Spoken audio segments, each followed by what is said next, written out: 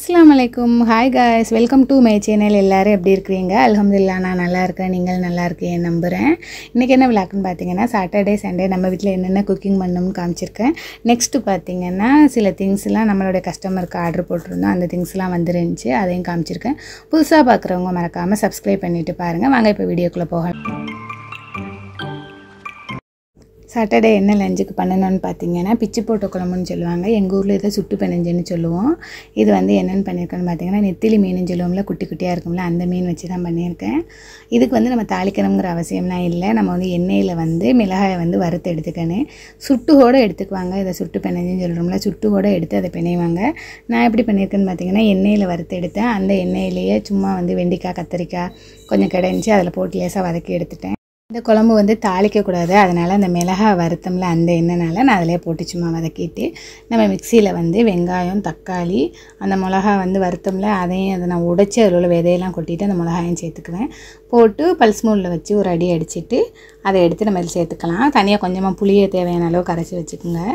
அதுக்கப்புறம் நம்ம தாளிச்சிக்கிட்டு இருக்கும்போதே அந்த மிக்சியில் அடித்து வச்சோம்ல, அதையும் போட்டு நல்லா வதக்கிட்டு புளி தேவையான அளவு கரைச்சி அதையும் சேர்த்துக்குங்க. நல்லா கொதிச்சதுக்கப்புறமா மீனை சேர்த்துக்குங்க. லாஸ்ட்டாக நம்ம இறக்க போகும்போது ஒரு பூண்டு பல் 4-5 பல்ல தட்டி போட்டு இறக்குங்க. இது வந்து வாயு இந்த மீன், அதனால் நம்ம பூண்டு பல் தட்டி போட்டு இறக்கணும்னா அது வாயு சம்மந்தமான எதுவும் வராது. நெக்ஸ்ட் என்னென்னு பார்த்தீங்கன்னா, பசங்க வந்து குழம்புல போட்டு மீன் சாப்பிட மாட்டாங்க. இந்த மீன் வந்து ஃப்ரை பண்ணி கொடுத்தா நல்லா சாப்பிடுவாங்க. அதே மாதிரி நல்லா மொறுமொறுன்னு பொரிச்சு கொடுத்தாலும் சாப்பிடுவாங்க. இப்போ நான் என்ன பண்ண போகிறேன்னு பார்த்தீங்கன்னா, வெங்காயம், அப்புறம் வந்து மஞ்சத்தூள், மிளகாய்த்தூள், சிக்கன் பொடி எல்லாம் போட்டு மீனை வந்து பிரட்டி வச்சுருந்தேன். நான்ஸ்டிக் கடை நல்லா சூடானதுக்கப்புறமா தேவையான அளவு நல்லெண்ணெய் சேர்த்து நான் ஃபஸ்ட்டு மீனை வந்து ஃப்ரை பண்ணி எடுத்துக்கிட்டேன். ஃப்ரை பண்ணி எடுத்ததுக்கப்புறமா கொஞ்சம் மொறுமொறுன்னு வந்துடும். அந்த ஸ்டேஜில் நம்ம ஓரமாக ஒதுக்கி வச்சுட்டு ஸ்டேஜ்லேயே கொஞ்சம் அதிகமான எண்ணெய் சேர்த்துக்கணும். ஏன்னா நம்ம அதில் தான் வெங்காயத்தையும் வதக்கணும். அப்போ கொஞ்சம் எண்ணெய் அதிகமாக இருந்தால் தான் அதை வதக்க முடியும். நம்ம ஒதுக்கி வச்சுட்டு மீனை ஓரத்தில் அந்த எண்ணெய் இருக்குல்ல, அதுலேயே வெங்காயத்தையும் போட்டு நல்லா ஃப்ரை பண்ணிவிட்டு ரெண்டையும் சேர்த்து நல்லா கிளறி விட்டு இறக்கணும்னா சூப்பரான அழகான ஒரு மீன் பொரியல் ரெடி ஆயிரும். தேவையான அளவு உப்பு சேர்த்துக்குங்க. நெக்ஸ்ட்டு வந்து தொட்டுக்கிறதுக்கு பார்த்திங்கன்னா, அப்பளம் பொரித்து வச்சிடலாம். பையன் அப்பளம் தான் சாப்பிடுவான், அந்த பொரிச்ச மீன் சாப்பிட மாட்டான். அதனால அவனுக்கு அப்பளம். அவ்வளோதான், நம்ம வீட்டில் லஞ்ச் ரெடி ஆயிடுச்சு. நெக்ஸ்ட்டு வந்து பேட்டப்பழமும் கொஞ்சம் பொரிச்சு வச்சுட்டேன். அப்புறம் வந்து பார்த்திங்கன்னா, அப்பளம் பொரிச்சோன்னா எனக்கு அப்பளம் அவ்வளோக்கா பிடிக்காது. சும்மா சாப்பிடுவேன், ஆனால் சாப்பாடுக்கு சேர்த்து சாப்பிட அவ்வளோக்கா பிடிக்காது. சரி ஒரு தொட்டுக்கறி இல்லைன்னு சொல்லிட்டு எடுத்து வச்சுக்கிட்டு சாப்பிடுவோம்ல, அந்த மாதிரி தான் சாப்பிடுவேன் சில நேரத்தில். எல்லா நேரமும் எனக்கு பிடிக்காது அவ்வளோக்கா. அதனால் நான் வத்தல் நல்லா சாப்பிடுவேன். மிளகாய் வத்தல், மிதுக்க வத்தல், சுண்டை வத்தல் எல்லாமே எனக்கு ரொம்ப பிடிக்கும். அதனால் எனக்குன்னு கொஞ்சம் வத்தலும் பொரிச்சு எடுத்துக்கிட்டேன். நெக்ஸ்ட்டு பார்த்திங்கன்னா, ஒரு கஸ்டமருக்கு வந்து நான் வந்து இயரிங்ஸ் ஆர்டர் போட்டிருந்தேன். அதுவும் வந்துருந்துச்சு. ஸ்டோன் வச்சது ஒயிட் கலரு, அப்புறம் ரோஸ் கலர், 2 கலர்லேயும் ஸ்டோன் வச்சு ரொம்ப சூப்பராக இருந்துச்சு. நல்ல லாங் இயரிங்கு.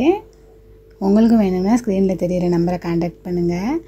இது வந்து கஸ்டமரை விட என்னோடய சிஸ்டர்னு சொல்லலாம். என்னோடய சிஸ்டர் தான் ஆர்டர் போட்டிருந்தது. அவங்களுக்காக தான் இது வாங்கினேன். லாங் இயரிங் ரொம்ப சூப்பராக இருந்துச்சு. இதோடைய லென்த்து பார்த்திங்கன்னா 4 இன்ச் இருக்கும். ரொம்ப சூப்பராக இருந்துச்சு. உங்களுக்கும் இந்த இயரிங்ஸ் வேணும்னா ஸ்க்ரீனில் கொடுக்குற நம்பரை காண்டாக்ட் பண்ணுங்கள் மறக்காமல். வீடியோ பிடிச்சிருந்தாலும் மறக்காமல் லைக் பண்ணிக்கோங்க. நீங்கள் எவ்வளோக்கு எவ்வளோ லைக் பண்ணுறீங்களோ, கமெண்ட் பண்ணுறீங்களோ, அந்த அளவுக்கு தான் என்னுடைய வீடியோ வந்து சஜஸ்ட் வீடியோவில் போய் நிற்கும். அதனால் தயவுசெய்து வீடியோ பார்க்குறவங்க லைக் பண்ணுங்கள், கமெண்ட் பண்ணுங்கள். மறக்காமல் உங்களோட ஃபேமிலி ஃப்ரெண்ட்ஸுக்கும் ஷேர் பண்ணிடுங்க. நம்மளோட வீடியோவுடைய சப்ஸ்கிரைபர் கவுண்ட் பார்த்திங்கன்னா 10,000 தொட போகுது. அதுக்கு உங்களோட சப்போர்ட்டில் தான் எல்லாமே வந்தது. இன்னும் உங்களோட சப்போர்ட் எனக்கு ரொம்ப தேவைப்படுது. மறக்காமல் உங்கள் ஃபேமிலி ஃப்ரெண்ட்ஸுக்கு சொல்லி ஷேர் பண்ணுங்கள். நெக்ஸ்ட்டு பார்த்திங்கன்னா, என்னோடய பையன் வந்து ஒரு லேசர் லைட் ஆர்டர் போட்டிருந்தான். அதுவும் வந்துருச்சு. இதுதான் அந்த லேசர் லைட்டு. இது வந்து என்னுடைய சிஸ்டர் பையன் வந்து எங்கள் ஊரில் பெருனா வந்துருந்துச்சுல, நம்ம பெருனா அப்போ வந்து கடல் கரையில் போயிட்டு வரும்போது வாங்கிட்டு வந்திருந்தான். அப்போ நான் வந்து கடற்கரைக்கு போகாதனால இவனுக்கு வாங்கி கொடுக்க முடியலை. அதனால் வந்ததுலேருந்து ஒரே அழுகை, ஆட்டம் பாட்டம் கொண்டாட்டங்கிற மாதிரி அழுது கடைசியில் மீஷோவில் ஆர்டர் போட்டு வாங்கிட்டான். உங்களுக்கு இது வேணும்னா சொல்லுங்கள். இதோடைய லிங்க் வந்து நான் வந்து டிஸ்கிரிப்ஷனில் கொடுக்குறேன். ஃபஸ்ட்டு எனக்குமே கொஞ்சம் பயம்தான். லேசர் லைட்னாலே எனக்கு பயம். அது வந்து எப்படின்னு எனக்கு சொல்ல தெரியலை. அது பயம் இல்லையா கமெண்டில் சொல்லுங்கள். ஆனால் இதில் வந்து இது ஐயில் அடிக்கக்கூடாது, கண்ணு பாதிச்சிடும் அப்படின்னு போட்டிருக்கு. ஆனால் பார்க்க ரொம்ப சூப்பராக இருக்குது. நம்ம வந்து இது பார்த்திங்களா எப்படி இருக்குன்னு பாருங்கள்.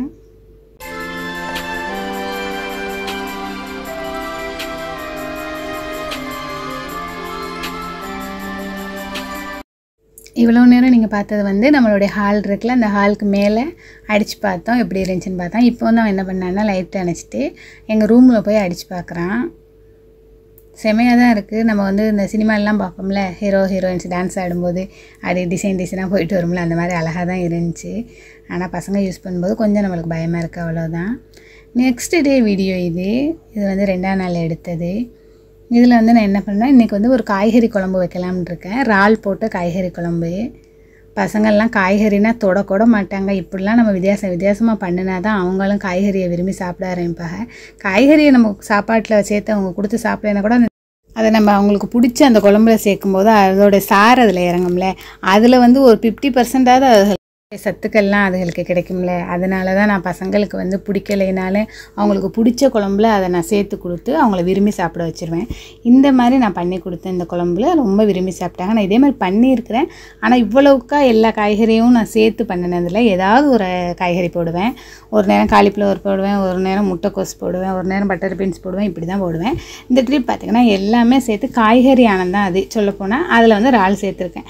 அந்த மாதிரி என்னை பொறுத்த வரைக்கும் பசங்களுக்கு வந்து இறால் குழம்புல காய்கறி போட்டிருக்கோம் அப்படிங்கிறது. அந்த மாதிரி ரொம்ப சூப்பராக அமைஞ்சிருச்சு. இனிப்பாகவும் இருந்துச்சு. பொதுவாகவே இறால் குழம்புல நம்ம ஏதாச்சும் ஒரு காய் சேர்த்தோம்னா அந்த குழம்பு அது இனிக்கி. இப்போ எல்லா காய்கறியும் சேர்த்துருக்கும்போது எல்லாத்தோட டேஸ்ட்டும் கலந்து கொஞ்சம் வித்தியாசமாக ரொம்ப சூப்பராக இருந்துச்சு. நீங்கள் ட்ரை பண்ணி பாருங்கள். மறக்காமல் ட்ரை பண்ணி பார்த்துட்டு கமெண்ட் பண்ணுங்கள். தான் காய்கறி குழம்பு ரெடி ஆகிடுச்சு. இது இப்படியே கொதிச்சுக்கிட்டு இருக்காது. நம்ம பக்கத்துலேயே இப்போ இதுக்கு வந்து தொட்டுக்கறிக்கு வந்து புதினா மல்லி துவையல் தான் நான் அரைக்க போகிறேன். அதுக்கு நான் தேவையான அளவு புதினாவும் மல்லியை வந்து முதல் நாள் எங்கள் அம்மா க்ளீன் பண்ணி தந்துட்டாக ஃப்ரிட்ஜில் வச்சுருந்தேன். அதை இப்போ எடுத்து தண்ணிக்குள்ளே போட்டிருக்கேன். அதில் 1-2 வாடி போயிருந்துச்சு. அதை எல்லாத்தையும் நல்லா கழுவி எடுத்துகிட்டு இன்னும் நம்ம பார்த்து எடுப்போம். கொஞ்சம் நேரம் தண்ணியில் போட்டு வச்சோம்னா அப்படியே ஃப்ரெஷ் ஆயிரும். புதினா மல்லியை பொறுத்த வரைக்கும் தண்ணியில் கிடந்தால் ஃப்ரெஷ் ஆயிடுவா 10 நிமிஷத்துலேயே. அதனால போட்டு வச்சுட்டு இது நம்ம வீட்டு செடியில் போய் நான் வந்து கருவேப்பிலை பறிச்சிட்டு வந்தேன்.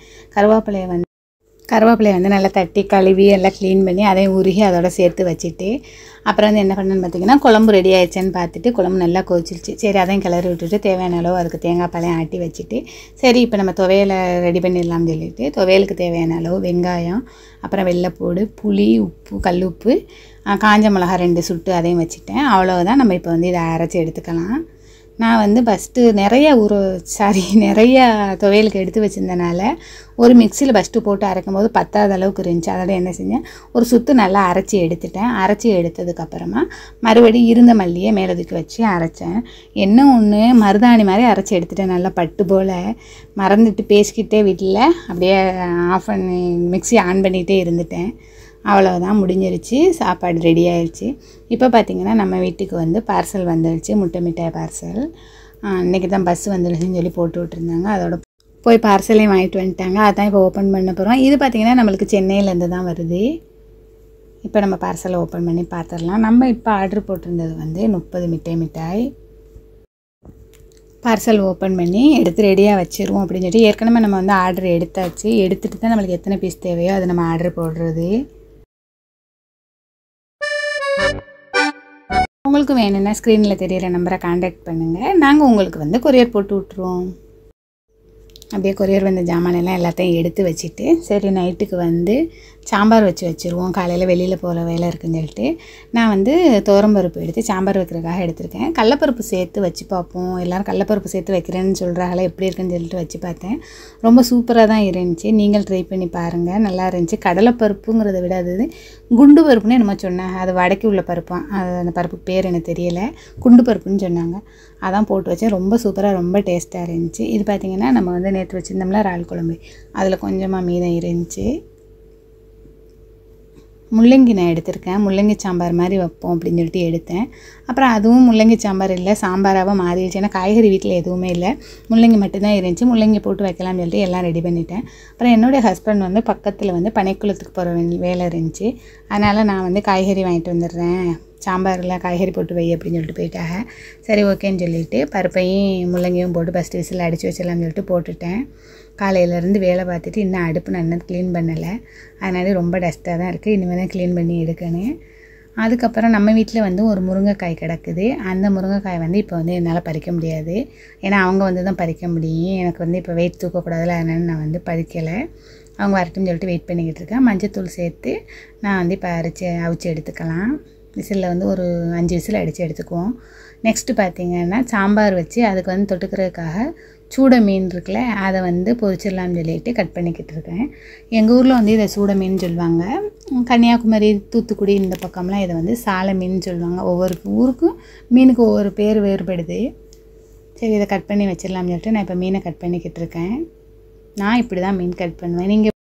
நீங்களாம் எப்படி கட் பண்ணுவீங்க? மறக்காமல் கமெண்டில் சொல்லுங்கள். யாருமே கமெண்டில் சொல்லுங்கன்னு சொல்கிறேன். தயவுசெய்து கமெண்டே யாரும் பண்ண மாட்டேங்குது. ப்ளீஸ் கமெண்ட் பண்ணுங்கள், கொஞ்சமாச்சு ரெஸ்பான்ஸ் பண்ணுங்கள். திட்டாது என்ன இஷ்டத்துக்கு வீடியோ போட்டு நம்மள்ட்ட என்ன கமெண்ட் கேட்குறாங்கன்னு சொல்லிட்டு. நீங்கள் கமெண்ட் பண்ணால் தானே எனக்கும் ஒரு வாய்ப்பு கிடைக்கும். ப்ளீஸ் மறக்காமல் கமெண்ட் பண்ணுங்கள். உங்கள் தேவைக்கு வீடியோ எடுத்து நீங்கள் வீடியோ போட்டுட்டு காசு சம்பாதிக்கிறதுக்கு எங்களை கமெண்ட் பண்ண சொல்கிறீங்களா அப்படின்னு நினைக்காதீங்க. உங்களுக்கும் ஒரு என்டர்டெயின்மெண்ட்டாக இருக்கட்டும் தானே நானும் பார்த்து வீடியோ எடுத்து போடுறேன். தயவுசெய்து அதனாடி கமெண்ட் பண்ணுங்கள், திட்டாதீங்க ப்ளீஸ். நான் மீனை வந்து கட் பண்ணும்போது அந்த குடல் எல்லாத்தையுமே எடுத்துருவேன். ஏன்னா ஒரு தடவை கட் பண்ணி வச்சுட்டு மறு தடவை குடலை ஒரு தடவை எடுத்துகிட்டு இதுங்காத அளவுக்கு நான் மொத்தமாகவே எல்லாத்தையுமே க்ளீன் பண்ணி எடுத்துகிட்டு அப்புறமேல உப்பு மஞ்சத்தூள் போட்டு உரசுவேன். சில மீனுக்கு சும்மா உப்பு மட்டும்தான் போட்டு உரசுவேன். என்னுடைய ஹஸ்பண்ட் காய்கறி எல்லாம் வாங்கிட்டு வந்துட்டாங்க. இப்போ வந்து நம்ம மீன் கழுவியாச்சு. மீனை உரசி வச்சுட்டு மீனை ஃப்ரை பண்ணுறதுக்கு பெரட்டி வச்சுட்டேன் மசாலா போட்டு. காய்கறி வந்து பார்த்திங்கன்னா பீன்ஸு, கேரட்டு, அவரைக்காய் எல்லாமே வாங்கிட்டு வந்துட்டாங்க. கத்திரிக்காய் மறந்துட்டு வந்துட்டேன்னு சொன்னாங்க. அப்போ பார்த்தா வீட்டில் 2 கத்திரிக்காய் இருந்துச்சு, அதையும் போட்டு முருங்கைக்காய் ஒன்று நம்ம பருப்பு நல்லா மசிஞ்சிருச்சு, நல்லா வெந்துருச்சு. இப்போ வந்து நம்ம தேவையான அளவு காய்கறியை போட்டு பக்கத்துலேயே குழம்ப தாளித்து ரெடி பண்ணிடலான்னு சொல்லிட்டு நான் காய்கறியை கட் பண்ணிக்கிட்டு இருக்கேன். கட் பண்ணி முடிச்சதோட இனி நம்ம தாளிச்சிடலாம். இதான் நம்ம வீட்டில் பறித்த முருங்கைக்காய். கொஞ்சம் பிஞ்சு தான், சரி இருக்கட்டும் அப்படின்னு சொல்லிட்டு. ஆனால் கண்டில் போட்டதே மொத்தமாக 2 முருங்கைக்காய் தான். முருங்கைக்காய் எல்லாத்தையும் காய்கறிலாம் கட் பண்ணி வச்சுட்டு தர்பூசணி பழம் வாங்கியிருந்தோம் பக்கத்தில்.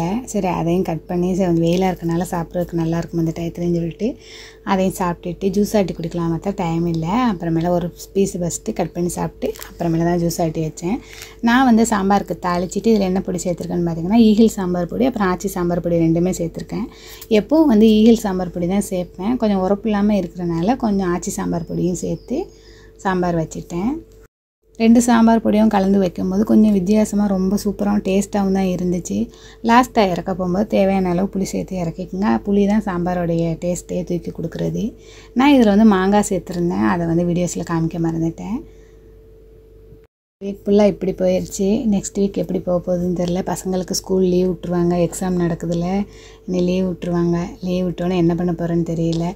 பசங்களோடைய சேட்டையை தாங்க முடியாது. சும்மாவே 1 நாள் 2 நாள் லீவ் விட்டாலே நம்மளால் தாங்க முடியாது. 1 மந்த்துக்கு மேலே லீவ் விட்டுருவாங்க, கோடை விடுமுறை, எக்ஸாம் விடுமுறைன்னு. என்ன பண்ண போகிறோம்னு தெரியலை.